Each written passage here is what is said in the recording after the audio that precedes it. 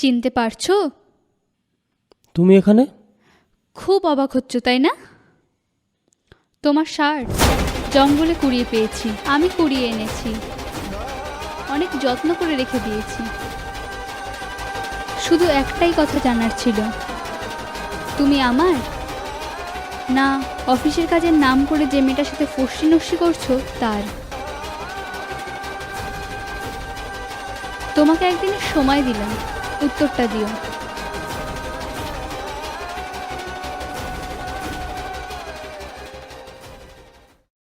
এই যে তোমাদের বস, অনেকবার বলছিলে না বসের সঙ্গে দেখা করবে? অফিসের সবাই দেখেছে, একমাত্র আমিই দেখিনি। শখ মিটেছে? উনি তো ঘুমোচ্ছেন। উনি ঘুমোচ্ছেন, হাইড্রোসের ওষুধ খেয়ে ঘুমোচ্ছে। মানে? মানে মানে আমরা দুজনে পাহাড়ে ঘুরতে গিয়েছিলাম।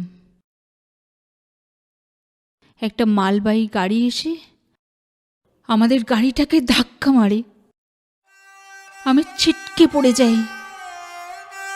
আমি গিয়ে একটা গাছের গোড়ায় আটকে পড়ি, আর ও সোজা কাঁদে।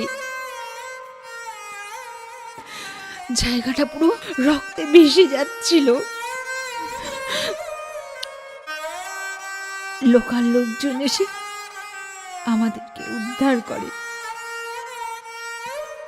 আমি তো ভেবেছিলাম ও শেষ হয়ে গেল,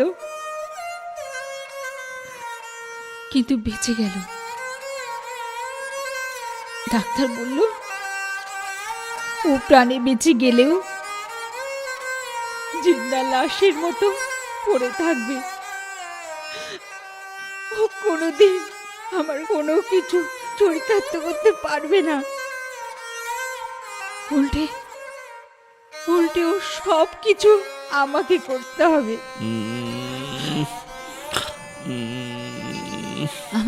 আমার গলার আওয়াজ পেয়েছে তো? অনেকক্ষণ সোজা হয়ে শুয়ে আছে, একটু পাশ ফিরিয়ে দিতে হবে।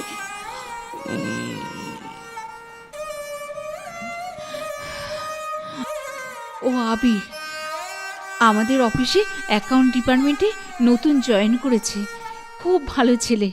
ও তোমার সঙ্গে একবার দেখা করতে চাইছে, তাই নিয়ে এলাম।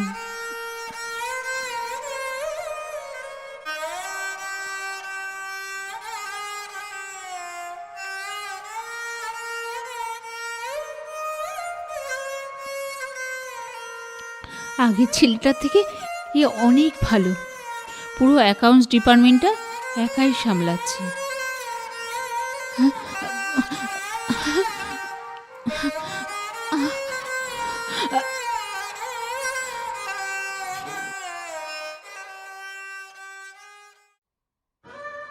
এই চাকরি আমি আর করবো না, চলো এখান থেকে।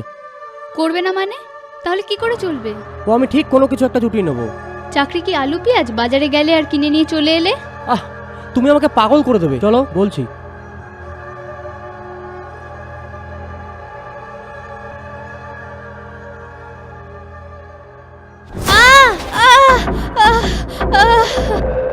আমার কাছ থেকে কেউ কোনোদিন পালিয়ে যেতে পারে না।